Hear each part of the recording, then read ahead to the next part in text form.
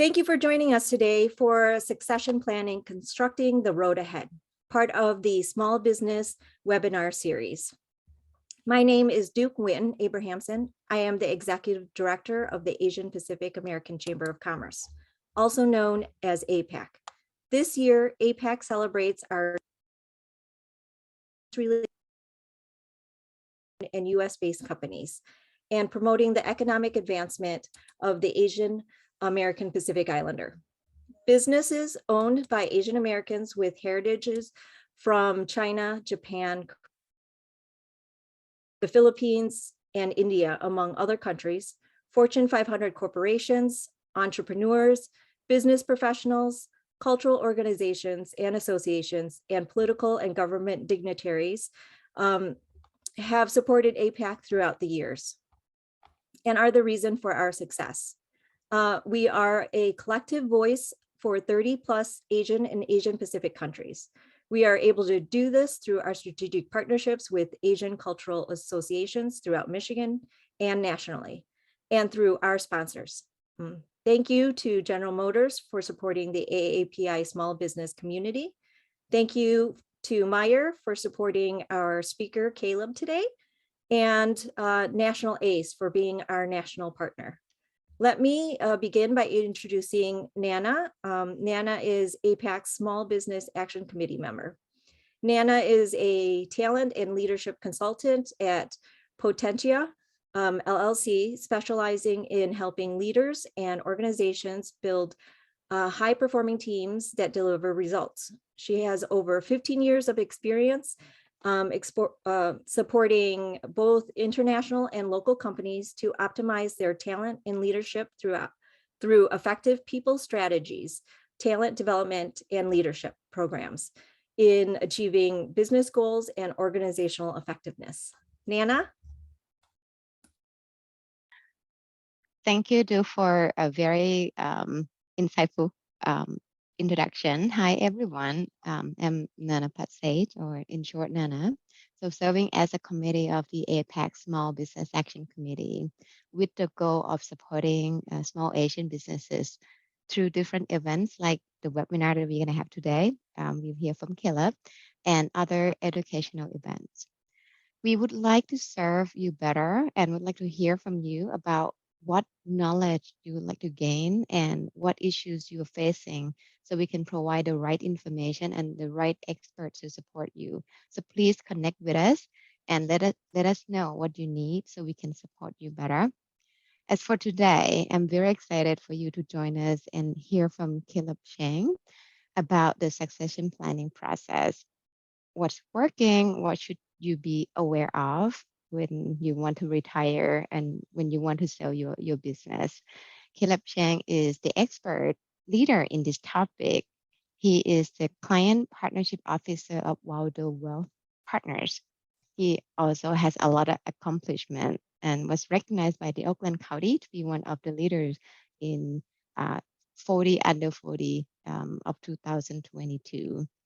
He has been assisting 3 Fortune 500 companies with contract compliance, negotiation, e-commerce, real estate developments across 11 state territory. He also counsel on a frontline industry first ever development in the US of decentralized application on the Ethereum blockchain. I hope I say it right. So without further ado, let's hear from Caleb. Thank you very much. That was very, very kind. I just wanted to take all of that praise and actually just sort of throw it away and let all of you know that I do not know everything about this topic. I have not seen everything that's possible with succession planning. The whole point of succession planning is that it is this unique configuration of all of these different, formulas and bits and pieces that apply to your specific business that you have worked on. The top expert in succession planning is always going to be you, because you are the one that knows your business best. You created it or ran it or simply are the brains behind it while other people may do the day-to-day. No one knows it better than you. So succession planning is not this complex, overwhelming mountain of information to sift through. it is a potential to find tools that wrap around what you've built so that you can deliver it to the ones that you want to take it on after you. And then also to use that transition to fund the goals that you might have for yourself and for your loved ones. So I want to be very humble and transparent about where I come from. I hope I deliver good content to you that can be a starting point for you to assemble those pieces for your business to benefit your loved ones. And I have been through the fire on this process many, many times, many folks that I've helped through it, all sorts of different scenarios. And we'll actually touch on some of those today to show what can possibly go wrong and what can go right. For instance, there was a restaurant owner, phenomenal at what he does. And you just cannot get better food of this kind than at his restaurant. And I obviously cannot give, the names for confidentiality reasons, but the last thing on his mind was succession planning. All he wanted to do was deliver excellence every day. And that's what made him popular. That's what created a great and loyal client base. And people would come back. People really had his back through thick and thin. And I always told him, you got to think about the fact that you're approaching retirement and need a plan in place. Didn't want to ever hear it. So the way that his succession planning actually fell into place was completely from the other way around. I helped him negotiate his leases. I helped him navigate all the different processes for obtaining his liquor license and those permits, and helped him negotiate contracts. Through COVID, I helped him obtain both rounds of PPP funding and some other grant funding to keep his business afloat. And then only recently did he finally agree to intentionally look at succession planning, and we were able to put some steps in place. So now every time I go to see him, you can see this weight almost lift off of his shoulders that he had been carrying this whole time and didn't know it. He is kind of a different person now that he knows he can focus on today, deliver excellence today, and know that the future is taken care of. So that's just one great example of succession planning. There are bad examples that we'll touch on as well. But for me, the best example really is my own father. So you see a couple pictures, of him there. But yeah, when looking at succession planning, which is really just simply taking what you've built and what you're working on, your business, your enterprise, formal or informal, and finding some way to pass it on so that you can extract value out of it to fund the goals or provide for the ones that are important in your life. That's really simply what your goal is, and there's a zillion ways that you can do it. And we'll start with an acronym that I like to use, which is PREACH, P-R-E-A-C-H. It's a great way to assemble this list of watch points that you can, or red flags to look out for, and to structure something that's clear in terms of your next steps forward. So the first one is going to be purpose or people, which is what are we doing succession planning for? And you would think that the answer to all of it is going to be my loved ones, but that's not actually universally the case. For some folks, they have worked on it their whole lives, want to provide for their spouse or their kids, and then they think one day they'll just disappear off the face of the business, and then it's done. And somehow it will be sold and money will come into their pocket to pay for their retirement or for their loved ones. But that's not always the case without intentional planning. There's also folks that are not looking to provide for their own retirement or for their loved ones. They're looking to fund their next business venture. They're looking to grow a venture to a point where it's sellable, extract value, use that capital to start the next business, which may be where their true passion actually lies. So identifying exactly what we're trying to do this for, or who we're trying to do this for, is essential, and that actually sets the compass point for all the decisions that come afterwards. I gave my dad earlier as my highest example of succession planning. He performed succession planning, which we'll look at, for his parents.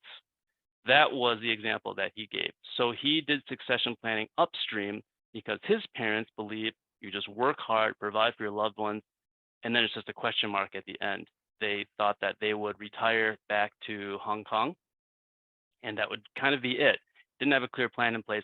So it fell to him to provide for them in terms of succession planning and to order those steps. Yeah, just a little bit of background. He's actually right in the front there. with his younger brother and his parents. So he was born in Lanzhou, and they did not have a lot growing up, and both his parents had to work. Ian and I both had to work, and one day Nana came home to nurse him because she had to work and leave him in his crib when he was an infant, and he was gone. And it's because human traffickers oftentimes targeted their village to kidnap children and then to, sell them abroad. So he had been taken, and luckily Nana sounded the alarm. The village kind of looked around, was able to recover him by nightfall. Head fully shaved, clothes all changed, ready to go and everything. And they recovered him by nightfall, and thank goodness they did, because if it had been the next morning, he would have been long gone, and then you would not be hearing this thrilling talk about succession planning, right? Yeah, so it was so very early on. They also emigrated from Lanzhou to Shanghai, and then here to the U.S. and to Michigan. And Ian and I never really felt at home here. They always worked so that they could provide for their children, and then they intended for themselves to go back to Hong Kong. And so through a lot of those times, all they had was the four of them. They just had each other. So it really honed his sense of purpose for succession planning, which is to provide for his parents. So moving on down to the next slide, which is retirement. This is where we get into the nitty gritty a little bit. This is where earlier when we talked about what the purpose of succession planning was, this is where we begin to get some tools to analyze how we actually do that. Retirement really is what happens after you hand the keys over. It can be active. You want to start another business like we discussed. It can be more relaxed. You want to just have time off, focus on your family and yourself. But the tools to do that, and to be honest, the tools that fund that, because retirement is never free, rely on two different groups of tools that I like to just call them things you can cut with a calculator or things you can cut with a knife. So things that are physical and things that are financial. The things that are physical, you already know very well. You're the expert on your business. What exactly is of value? What exactly do you think you can move? What is probably just going to expire after the keys are handed over? The financial side is what a lot of times there's not enough thought put into. And these can be things like not having set up a SEP IRA for yourself as a business owner to fund retirement and relying only on the traditional and Roth IRA contribution limits that everyone is subject to per year. It can simply be just not having a financial plan in place, that when talking to your tax person or talking to your attorney that's doing your estate plan, having those aligned together. They could also be not anticipating interruptions of what you intend to happen after you hand over the keys. A big thing that's happening now when people choose to do succession planning and pass their businesses on is that the acquiring company will ask for tenure. Tenure is when the business owner, who is the one, like we talked about this whole time, that knows the business best, is asked by the purchasing entity to stay on with the business and to consult in some form or fashion. This can either be full-time all the way down to once in a while on demand. But no matter what, if you're asked to provide tenure as a selling business owner, it will interrupt and add basically a part-time to full-time job to what you anticipated might have been retirement on day one after you handed over the keys. I'll give an example, one of many examples.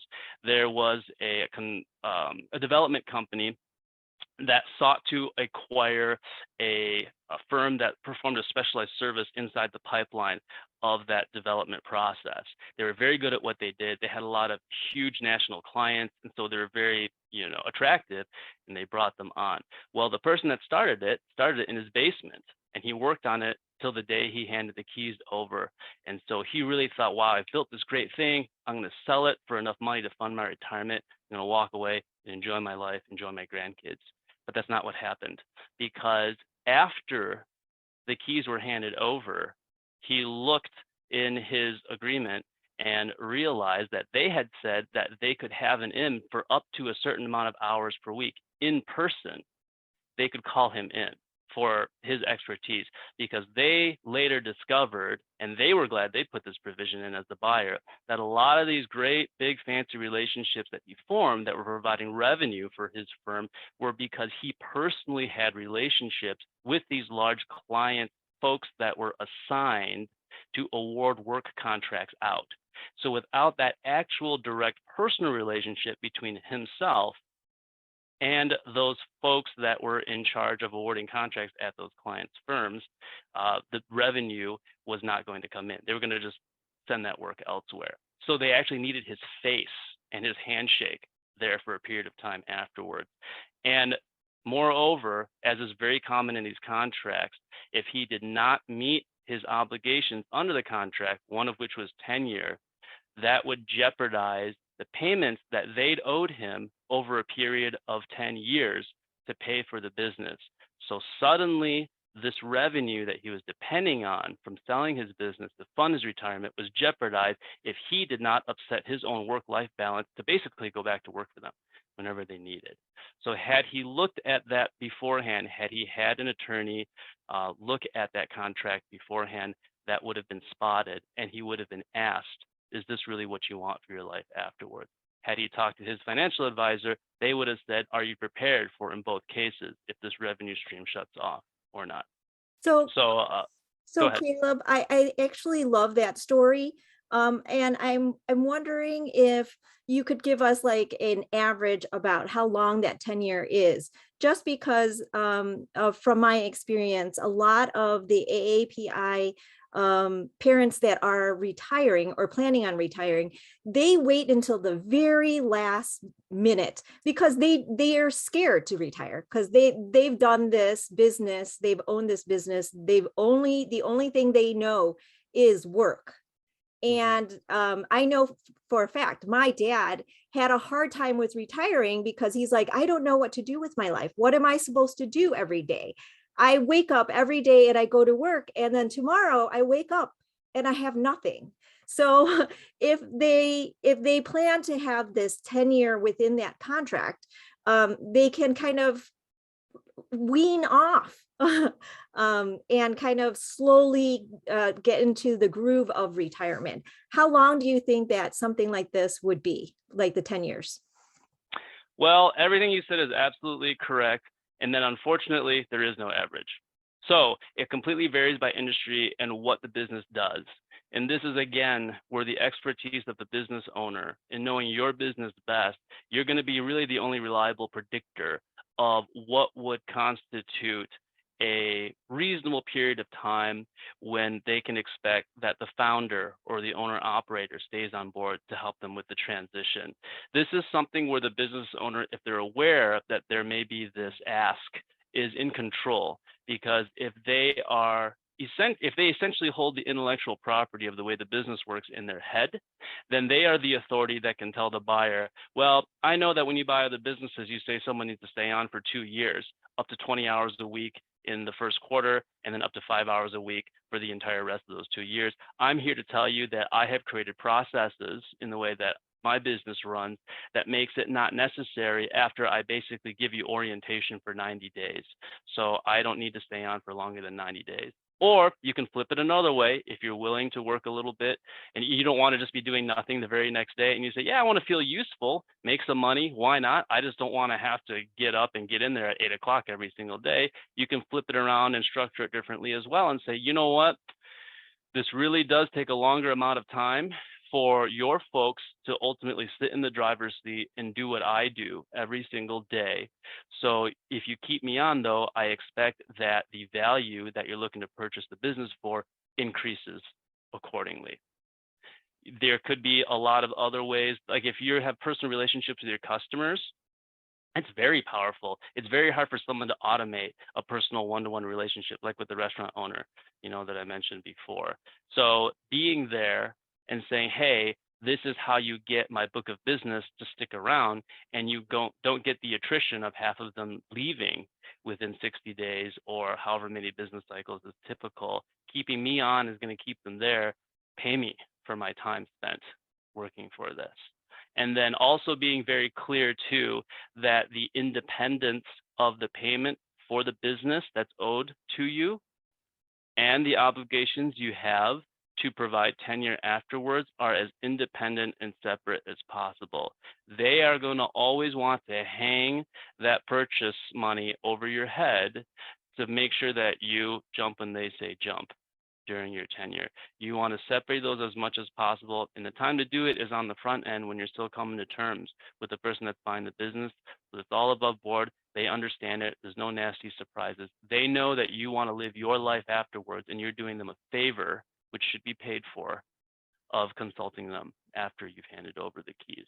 So yeah, great question, and it's unfortunate there's not an average, but it completely varies by industry and by type of business. Okay, so moving on to estate plan. This is something that everyone understands is, very important. Everyone has something in some way, shape, or form. Maybe it's a will, maybe it's, some other type of document, a trust of, different types. This is something that I deal a lot with here at the office, where my background is in estate planning law and then also in, business development law, specifically construction and real estate and business transactional. And seeing the way that estate plans work with those is a key part of what I do. And we holistically look to make sure that plans do not conflict with each other. So that's the primary thing that I always recommend to people when they go through succession plan in terms of their estate plan, is just to make sure that they match. Many times what will happen is there will be someone that has this grand, very detailed, bylaws or some other succession planning device in place. They will also separately at a different point in time have gotten a very detailed, wonderful estate plan drafted on fancy paper in a huge binder. And then separately from that, they may have gotten a financial plan that they update annually with their financial advisor and planner. And the three of them don't match. And so what ends up happening more times than you can count is that the family that thought that they were going to receive business ownership in some way, shape, or form, or receive some right to extract value out of the business, conflicts with what the remaining business owners or anyone that otherwise inherits the business outside of the family believes that they're entitled to, and you have conflict. So when someone last year that passed away, and he was a 1/3 owner of one of the primary suppliers of one of the big three automakers, and he, in his estate plan, had said that he wanted everything to go to his wife and to his kids. Very simple. And then in the business, all of the bylaws, all of their, succession planning documents, it all said that the two remaining partners had right of first refusal and were able to take his interest first. So what happened? His wife, during the worst time of her life, losing her spouse, while she was grieving, had to quickly go and fight their interpretation of it. So as you can probably guess, it was not smooth and easy, and it was much more difficulty than had to have happened. He could have avoided it all just by aligning those together. So that was a very messy and unfortunate one to have to deal with, but that's what can happen if those three don't line up. So everyone that has an estate plan, I highly recommend making sure that where the destinations are described in the estate plan match up with where the destinations are described in the business's documents for who can actually take the ownership interest. They very often will actually conflict. And if, like we talked about at the very beginning, we've worked on these businesses to provide the nest egg that provides for our loved ones, well, then this nest egg that forms a large part of our asset is suddenly at risk of not actually making its way to benefit our loved ones. Advisors, next slide. So this is something that we all know and that we can, spend a lot of time talking about, but very simply, just getting advice from as many perspectives as possible is extremely important. Like one of the most common types of questions that I get when something slides across my desk is, hey, I signed this a while ago, now I have a problem today. What did I just sign? Well, if they signed it already, that creates a lot of issues. As you can imagine, it makes it much more difficult much more costly, and a much lower chance of success to obtain the exact picture of what they wanted to result afterwards. Just one horror story out of the many is someone did the same thing. What did I just sign? Um, someone saying that they have a right to acquire my portion as an owner. That can't be right. I'm an owner. I'm a co-owner with them. Well, the document that their co-owner made them sign said specifically that they could ultimately take their share over time. Had he consulted someone about this beforehand, they would have pointed it out and said, don't sign this. But it turned into 2 years of very, very aggressive, unfortunately, and acrimonious fighting to back the other side into a corner and force them to concede some, at least, of what the client wanted. Yeah, I mean, on the other hand, as a good example, right now, before retirement occurs or is in the near future, there is access to all of this advice, all of these resources. Duke and Leonie, who's not on this call, they're at APAC. Their sole mission there is to help folks who are seeking direction or seeking other perspectives on how to run the business to make it succeed so that it can pass on and benefit those close to them. Nana, who we just heard from here, she is a phenomenal resource to be able to push and steer the business today in a direction that maximizes what it can produce so that later on there is more of a nest egg to provide, for your loved ones after succession planning has been executed. I know Laura's not on this, call right now, but she works specifically in employee benefits, which, as we all know, are an extremely valuable resource and something that a purchaser applies a lot of due diligence towards in determining whether it is a good opportunity to purchase a business and what they're going to value the business at. It can also help those employees stick around for longer if they do receive good benefits, keeping them more loyal so that they provide a stabler base for the next person that takes the business on and keeps it running afterwards too. And then one final one I have to mention, he's not on the call because I love the guy, Sun. He does community-based SEO, which again is a step above normal SEO in terms of increasing the exposure, widening the appeal, bringing in those customers, building a larger, we know you have a very loyal customer base, but enlarging that customer base that is loyal to, again, provide that very clear value proposition for someone that will look to acquire the business afterwards. So really talk to Duke afterwards, talk to Nana afterwards.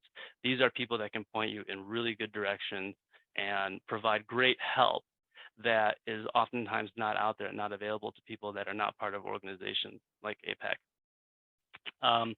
From my own father's example, he was in the Army. He was a surgeon for 6 years. And so when he left the Army, he joined my parents at their practice, and he walked away from a career in private surgery purely to begin the succession planning for his parents over time. So he relied on his own expertise. He relied on his parents to teach him acupuncture, and he also relied on his colleagues who remained in private practice. And he put all those people around him as a team of advisors. He then also sought tax, legal, and financial professionals, put them as a team around him. And then what that did was allow him to just live day to day, working, delivering excellence, taking care of his employees, and then going home, shutting work down, and spending time with mom. So advisors really are a way to make life easier today, and then also to grow something more for succession planning tomorrow. All right, moving along to slide 6, which is commitments. This one I could spend the entire time talking about. I love this stuff. It's like a bunch of jigsaw pieces that can all work together. And I think really simply, contracts can be defined as chemistry. Chemistry is something where there's an infinite amount of combinations or parts. It can seem kind of vague and hard to understand, but really when you look at chemistry, it is the potential to build something that reacts specifically and produces the result that you want for your specific situation. A lot of people think of contracts just as something that makes or breaks a legal dispute, but it's much more than that. Structuring them today ahead of time allows you to build in or bake in advantages to yourself when ultimately one day someone seeks to acquire the business. As an example is, which we're going to talk about a little later on in this acronym, supply chain. having good, strong agreements with key customers or with key suppliers can add value to when someone looks at your business to acquire it, because they may not be able to tap that exact same relationship, or if they were, could not get the same amount, the same quality of terms that you were able to win in the course of your dealings with them. So, and speaking of that acronym, we'll just kind of dive into it real quickly.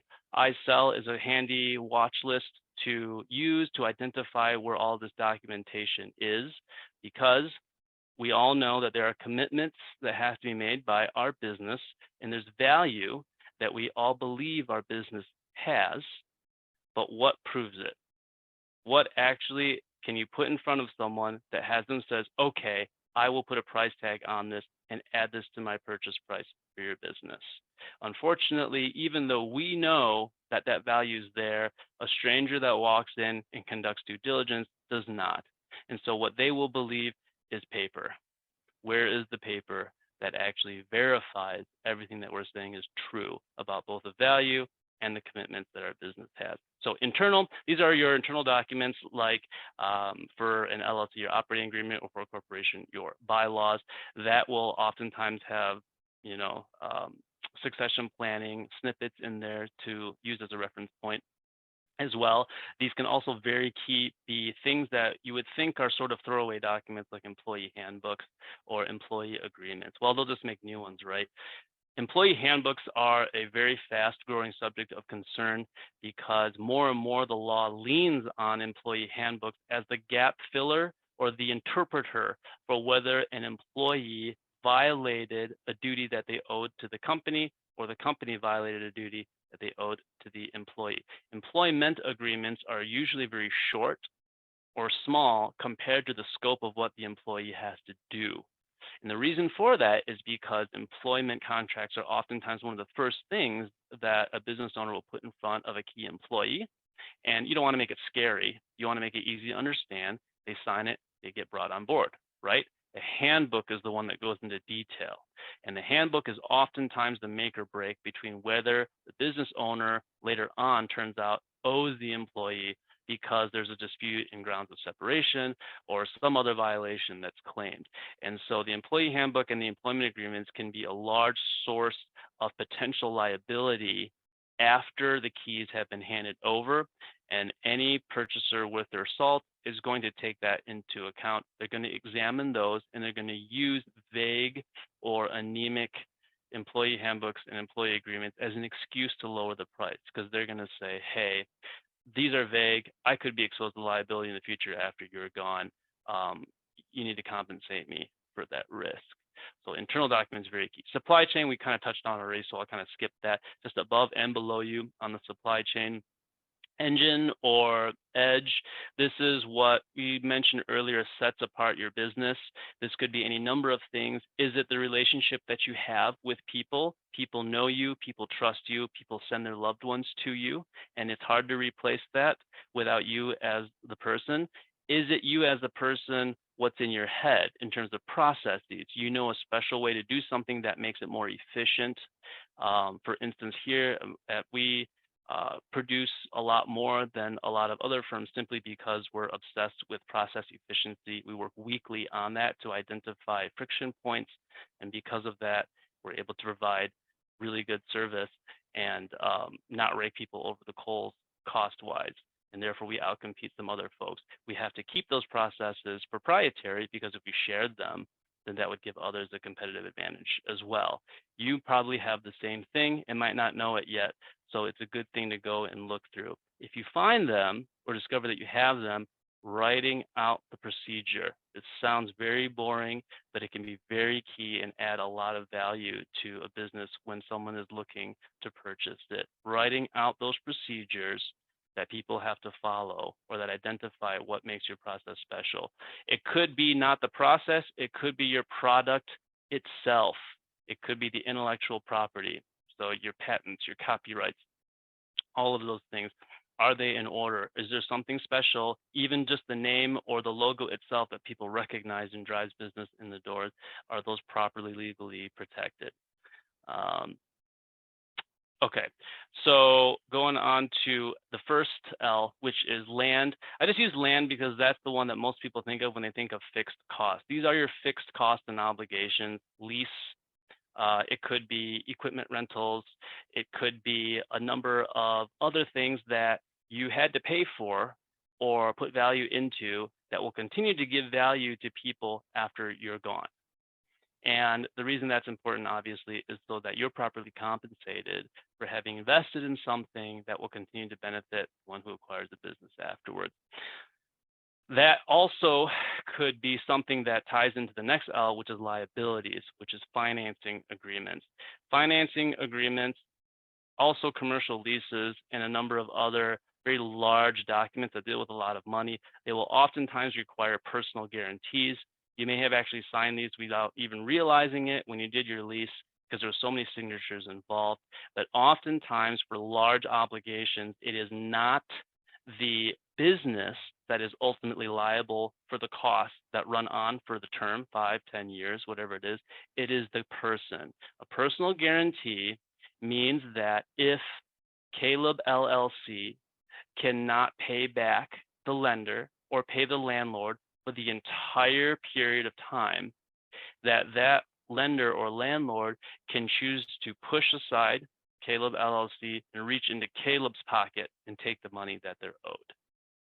Personal guarantees often remain in place regardless of what happens to the business, specifically because the lender or the landlord is concerned that someone may just swap name tags for businesses and think they can get out of the payment obligation, and they want to be sure that doesn't happen, understandably.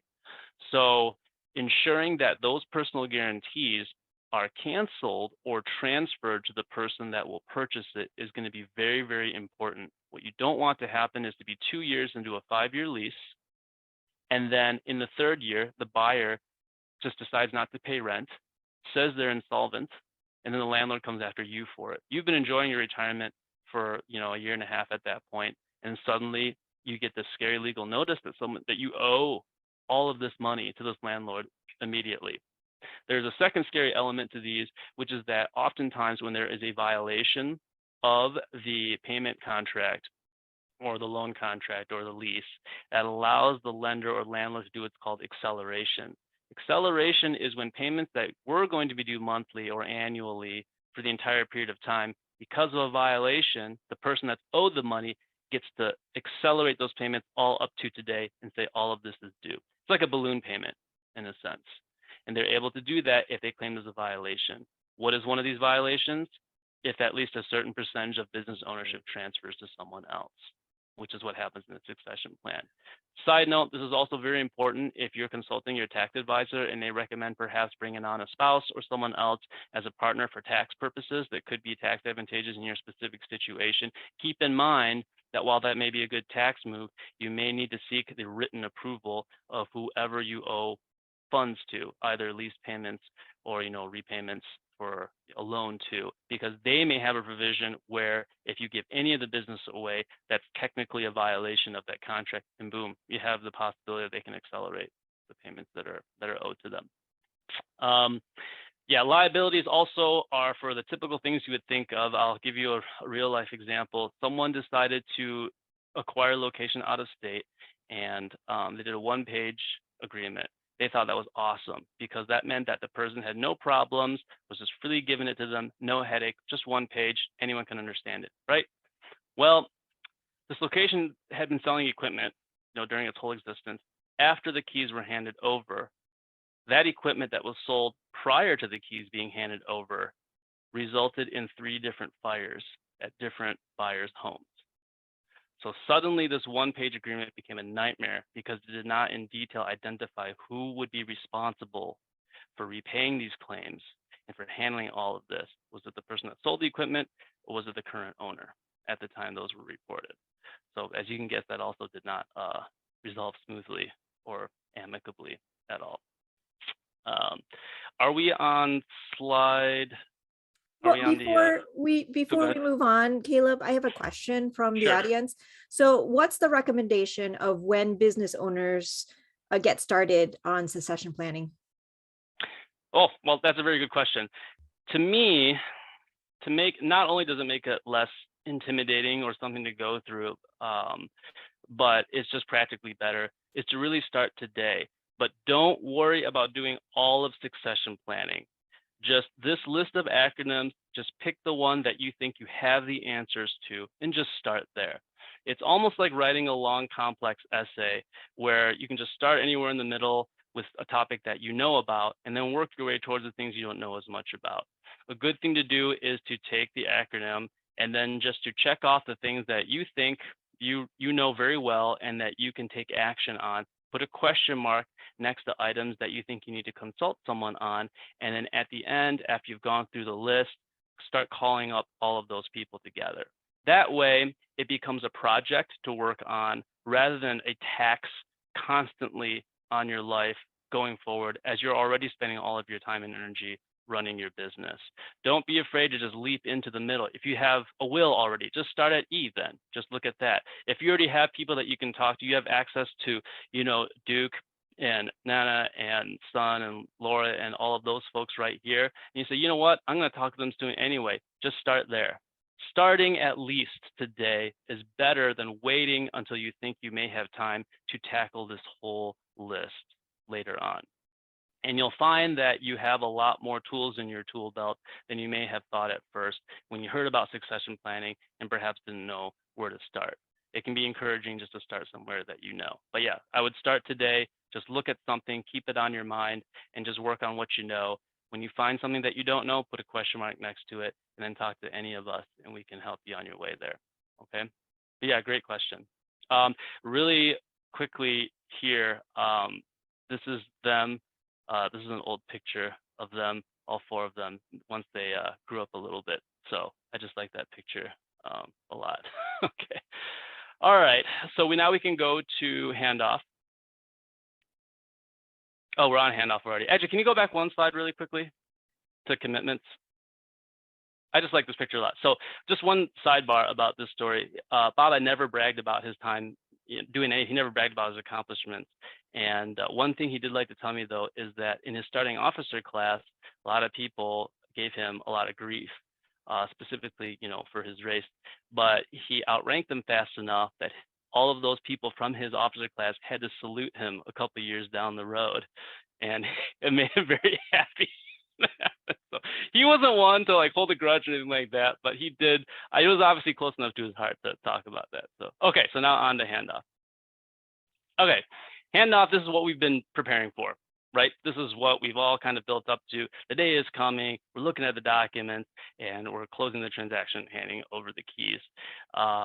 Ensuring that we are taking care of everything through this process for what comes afterwards is something that we'll be very grateful to have done this whole time. So there's not a lot of recommendations really here on this step, because this is really just the execution of what we've been planning for this whole time.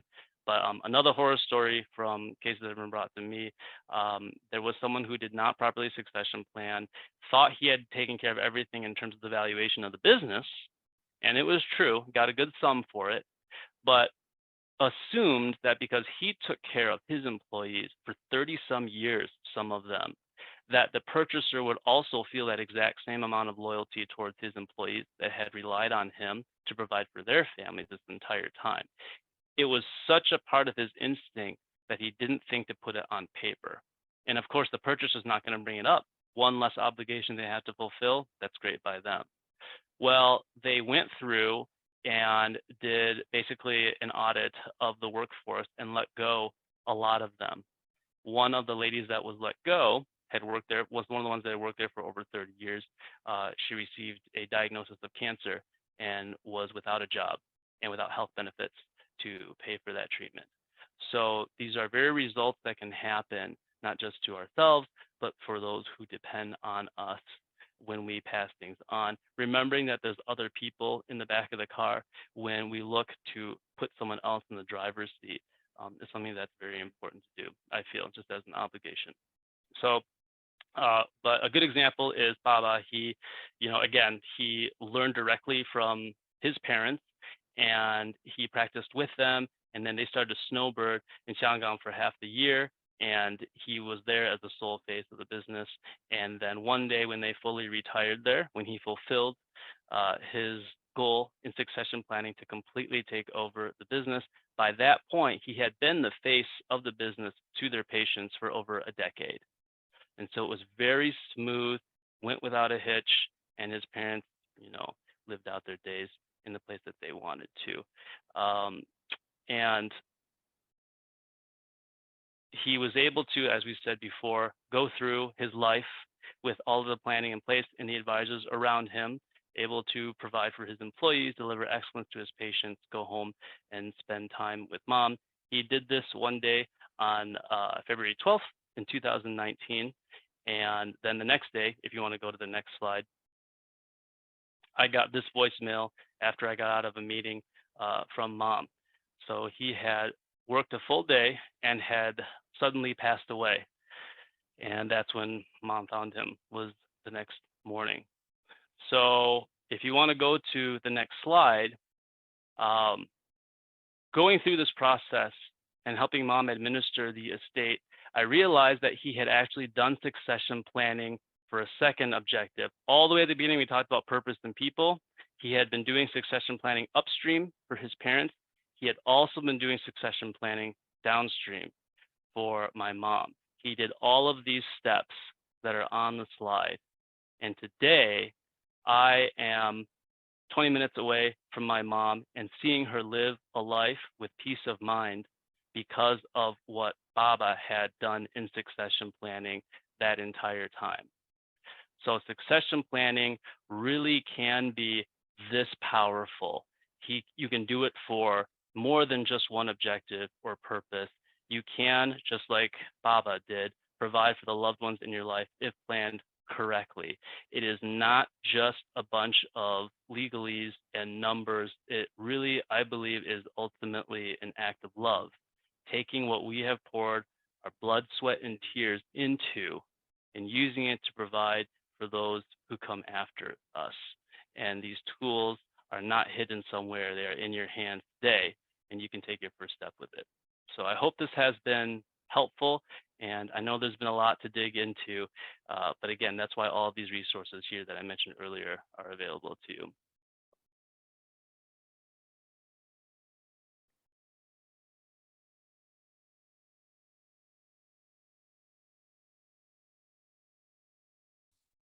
Thank you so much, Caleb. And thank you for touches to it. Of it. I feel like I went through a life, the lifespan of your family. That was beautiful. Thank you. And thank you everyone for joining us for Succession Planning, Constructing the Road Ahead, part of the Small Business Webinar Series. And all of the resources that Caleb had mentioned, contact information of Nana, myself, Laura, and Caleb himself, I will include in the description of this video. For more small business webinar videos, please check out our playlist, also listed in the description. More information about APAC, the Small Business Action Committee, National ACE, and our speakers, again, will also be included in the description. Please leave a comment on what you would like to see the small business webinars cover next and what you need as a small business. Thank you everyone for joining us today.